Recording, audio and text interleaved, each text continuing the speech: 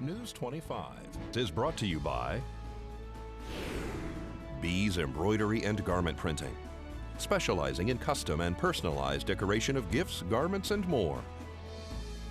Call 775-727-9444. News is also brought to you by J.K. Nelson Law. Call 727-9900 today for your free consultation. If you need a lawyer, you need Nelson.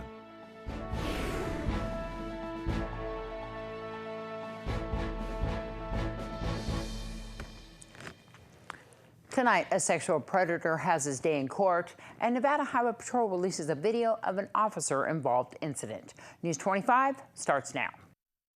This is News 25 with Deanna O'Donnell. News 25. Local coverage you can count on. A former school employee receives his sentence. It's Wednesday, October 16th. I'm Deanna O'Donnell. Well, Judge Robert Lane sentenced a man who is said to have been preying on high school students and then headed to the border when he learned he was wanted by police. 28-year-old Danny Lisk was in front of Judge Robert Lane this week to face charges and be sentenced following his arrest in March of this year. Lisk was a Pahrump Valley High School employee that was accused of requesting nude pictures and sex from students. He was arrested a short time later in Texas while attempting to cross into Mexico. Several teenage students reported that Lisk was requesting explicit pictures of them, also asked them if they would like to go out drinking, and offered to pay for sex with them. Police say that they found several hundred messages to students from Lisk through Snapchat. Danny Lisk was represented by defense attorney Nathan Gent. The prosecutor, Kirk Vito, was in court on behalf of the Nye County District Attorney. The defense attorney said that Danny Lisk has no criminal record, and he requested 5 years probation. His mother was both a mother and a father. He had no father figure during his childhood to give him the proper guidance. She passed away in 2018. His life began to spiral out of control. He then began to self-medicate his emotional pain with Xanax and marijuana, consuming alcohol more frequently. His gambling became out of control. It's interesting that he understands that at 28, the things that he did make him look like, and this is his word, quote unquote, a weirdo. So I took everything into consideration, and the fact that we reduced this from a category A felony to where we currently are, and it's tough. He's young, he has no criminal history, but this being my 30th year, I understand that this leads to that. Lisk has been in jail since the incident occurred. Gent also said that he will be registered as a sex offender for the rest of his life. He's had a long time in custody to be able to think about his actions, 217 days, so to speak.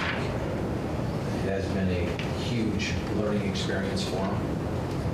He will have to be a registered sex offender the rest of his life, so he will be on the radar, so to speak. Judge Robert Lane allowed the defendant to speak on his behalf. The district attorney stated that he did not want to request the maximum sentence and spoke about Lisk's background. The judge then made his ruling. Danny Lisk will serve approximately 1 more year behind bars. Based on the totality of circumstances, to give you 36 to 90 with credit for time served of 217 days and standard fines and fees. Good luck to you, sir. Thank you. And a suspect who reportedly was under the influence was recently tased by troopers after he repeatedly threw rocks at officers who were helping a person with medical issues. Take off if you want. Get on the ground. Taser. You good? You good? Oh my God. Did you shoot? You shot? Sir. A 28-year-old Las Vegas man named Steve Garcia has been arrested after being shot at and tased by Nevada Highway Patrol troopers. Police say that on October 4th, just after midnight, they responded with medics to U.S. Highway 95 and Eastern in Las Vegas in reference to a pedestrian possibly having a medical episode. A short time later, troopers reported that an unknown male, later identified as Steve Garcia, was throwing rocks at the officers and would not stop. NHP troopers then requested Las Vegas Metropolitan Police Department's Air Support Unit and K-9. Garcia had been tased and one round was discharged from one of the officer's guns. That officer is now on administrative leave pending the investigation into the October 4th incident. Trooper Janelle Jack is a 14-year veteran of Nevada Highway Patrol. The suspect, Steve Garcia, has been charged with 4 counts of assault with a deadly weapon, obstruction of a public officer under the influence of a controlled substance,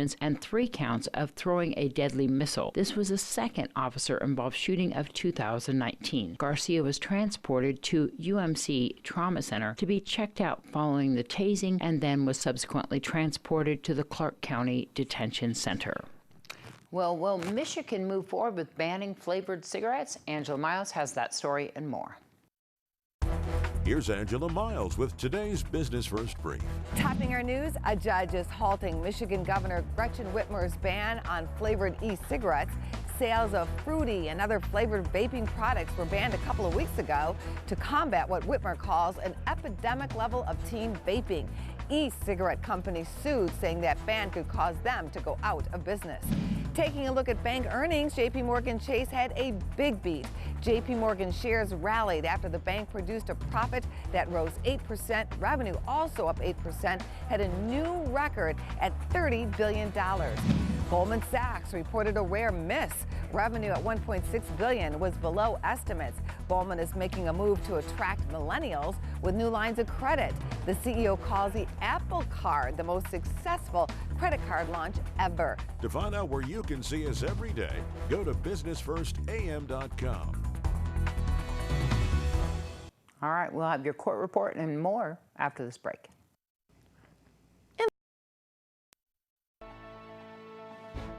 This segment of the news is brought to you by Pahrump Cardiology, located at 1397 South Loop Road in Pahrump, Nevada. Call 775-210-8333 for an appointment. Dr. Tali Eric, proudly serving Pahrump since 2005. This portion of the news is also brought to you by Star Nursery, your garden's partner for every bloomin' thing.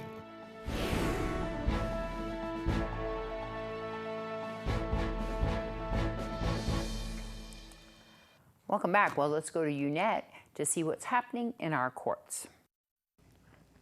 In this week's court report, she was originally arrested and charged with grand larceny of auto, failure by a convicted person to comply, exploiting an older, vulnerable person, and violation of probation, but formal charges are still pending in Justice Court for Jennifer Jean Worth. Police say Worth, who is an ex-felon and the ex-wife of someone the victim knows, stole a vehicle, and when officers inquired if she had possession of it, she said she did.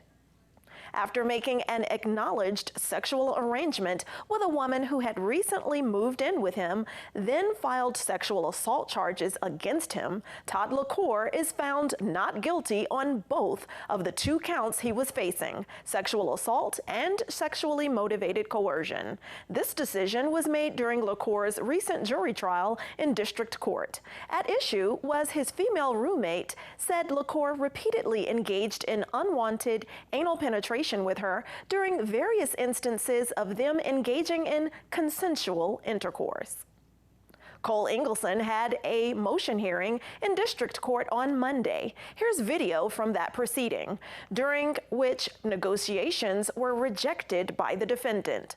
I mean, I have all of the discovery from the district attorney's office. We have wrangled back and forth on negotiations. There was a negotiation offered that I thought to be a very attractive negotiation. Mr. Engelson disagreed with me. Didn't feel that it was attractive. So it hasn't gotten better. the offers have not gotten better, and I am assured are not going to get better.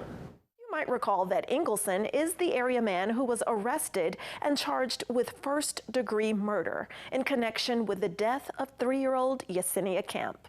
After previously being pushed back, Ingleson's jury trial is now reset to begin this December. Following his court proceeding, Ingleson was remanded back to the custody of the Nye County Detention Center. This has been your court report. I'm Eunette Gentry for News 25. Thanks, Eunette. Well, in today's Journal of the American Medical Association, we look at the correlation between playing in the NFL and long-term mortality. Former NFL running back Mike Adamle recently retired from sportscasting, and he is living with what he says doctors believe may be chronic traumatic encephalopathy, or CTE. The only thing that I remember was that he said you have symptoms that are concurrent with CTE. Adamle has good days and bad days. He does what he can to combat the depression, frustration, and forgetfulness he faces with exercise, diet, and cognitive stimulation. He leans on friends and family. We've got sort of a fraternity of players who just, call each other up whenever we need it, and, for lack of a better phrase, talk each other off the ledge, and because you do really get paranoid and depressed. In a new study, Dr. Ann McKee of the VA Boston Healthcare System and the Boston University CTE Center studied the donated brains of deceased former football players who played in high school, college, and the pros. Their brains were examined for signs of CTE, and players' next of kin provided information about athletic histories, mood, and cognitive symptoms. CTE can only be confirmed post-mortem. Pathologic evidence of CTE was found in 177 of the 202 former players, including 110 of the 111 NFL players whose brains were studied. The study appears in JAMA, the Journal of the American Medical Association. The main results were there was a shockingly high percentage of CTE amongst the brain donors. That is, we found 110 out of 111 former NFL players had diagnostic lesions of CTE at autopsy. We found 91% of college players, and we found even evidence of CTE in some high school players, about 3 of 14 or 21%. So this says to us that CTE is a problem. It is a problem associated with football. There are caveats to the study, including that brain bank donors don't represent the overall population of former football players. Adamle would like to see the game he loves be safer. Whether they can do that over a period of time in the next 20 years, I'm not certain. I don't think anybody is certain. Laura Berger, The JAMA Report. All right, more news right after this break. You're watching KPVM News 25. Local coverage you can count on. Well, get your tickets now. The Prump Senior Center will be hopping again next weekend during their very popular Halloween dance. Well, we've got our annual Halloween dance. It's our fundraiser Halloween dance for the year. It's October 26th, which is Saturday, from 5 to 10. We have dinner, dancing. Deanna is our DJ. We have a raffle, costume contest, all kinds of fun things. It's one of our biggest events of the year. Tickets are $10 a person, and they are available here at the Senior Center, and they will be available at the door. And it's sponsored by Infinity Hospice this year. So we have a lot of plans, a lot of fun going to be happening. 21 or older, it's open to the whole community, so please don't hesitate to come in and have a good time with us. It's always a blast. Costume contest is a lot of fun too. It certainly is. We've had some pretty elaborate costumes in the years. It's just a fun night. Like I said, dinner, dancing, raffles, all kinds of fun things. 5 to 10 on Saturday, October 26th here at the Senior Center, which is at 1370 West Basin. It's inside the Sunset Community Mobile Home Park. 727-5008, Monday through Friday, 9 to 3. One of our core values is to make a difference in the lives of others, not only with our patients and their families, but also in our community. It's just, we keep hearing about this year after year with the dance and how amazingly fun it is, and we wanted to be a part of that and be able to support our local community center. So are you going to come on down too? Absolutely. I'll be here as well, in costume. I should be in costumes. And then also a few of our other employees will be here as well to help out and mingle and have some fun. If people want to know more about Infinity Hospice Care, how can they do that? They can go online to our website at infinityhospicecare.com They can call our Vegas office at 702-880-7002. And you can always ask for me, for Wes, and I'll be more than happy to answer questions about hospice care. All right, it's going to be lots of fun. Well, Bob Cameron from the Experimental Aircraft Association is hoping that we get more youth interested in flying aircraft. We caught up with him last Saturday at a free flying event held at the Calvada Airport here in Pahrump. Hi, I'm Bob Cameron. I'm part of the National Experimental Aircraft Association. We're having a ball today. This is October 12th, and we were on before promoting our Young Eagles Fly-In, where we fly young people, boys and girls, from 8 years old until the age of 17, not over 17. The EAA has been sponsoring this program for quite a long time. Over 10 years, and as anything that's good happens, it grows. And every year, I'll tell you, this is for kids that enjoy aircraft, parents that enjoy aircraft, and it's all free. We're out here by Jenny's Circle at the airport, Calvada Meadows, and we have a good, wonderful group. We have a ton of aircraft out here. And most of the aircraft, with the exception of one, I believe, is all two-place aircraft, high performance. That means the Young Eagle, the person that's going to be flying, is flying strictly with the pilot, nobody else. The pilot's giving them information on sights, sounds, what they're doing, and why. They've got a headset on, they can hear communication between aircraft, the ground, or the other aircraft in the air. Young Eagles event, it's always in October. We want to see you. We want you to bring all the munchkins here. Let them experience. All right. Find out more about them by going to the Experimental Aircraft Association on the web. Well, today, Darby introduces you to Hazel. This dog is available right now for adoption at Desert Haven. Hi, I'm Darby here at Desert Haven Animal Society, and today we are joined with Hazel. Hazel is an American Staffordshire Terrier mix. She is charming. She is such a sweet girl. She's 8 months old. She's all white. She has some really interesting brindle patches on her body, though. She has a lot of energy. She's super sweet. You should definitely come down and see her. Let her run around the play area with you. Get to interact with her. Come on down and see her at Desert Haven Animal Society. They're on Surrey Lane behind the Nye County Courthouse. You can give them a call at 775-751-7020. You can look them up on Facebook at Desert Haven Animal Society or go online at deserthavenas.org. News 25 Weather Cam is brought to you by Lerner and Rowe Injury Attorney's Office in Pahrump. In a wreck, need a check? Call 702-877-1500. All right, let's take a look outside. And we got a lot of clouds going on out there. We're going to find out about our forecast with Michael Donohue after this break.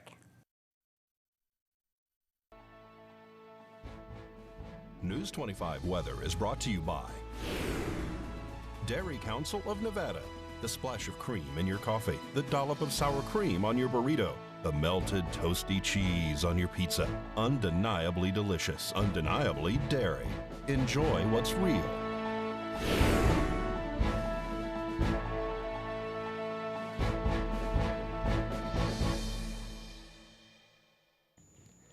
Hello and welcome back to News 25. I'm Michael Donohue with today's weather. In Amargosa and Las Vegas, both with a high of 87 degrees, 61 for the low in Las Vegas, 57 in Amargosa. Death Valley, high of 96 degrees, a low of 68. Beatty at 83 with a low of 50. Goldfield and Carson City, both with a high of 74 degrees, 40 degrees for the low in Goldfield, 48 in Carson City. Tonopah, high of 72 with a low of 41. And Fallon and Fernley. And Fallon, a high of 76, a low of 44. And Fernley also was 76 with their low at 48 degrees. Now today in Pahrump, we saw some mostly sunny skies. Our high today was 88 degrees. Southern winds at 11 miles per hour. Humidity at 12%. And our sunrise at 6:51 this morning. Now for tonight, we're expecting some cloudy skies. Our low tonight is going to be 53 degrees. Winds coming out of the east at 6 miles per hour.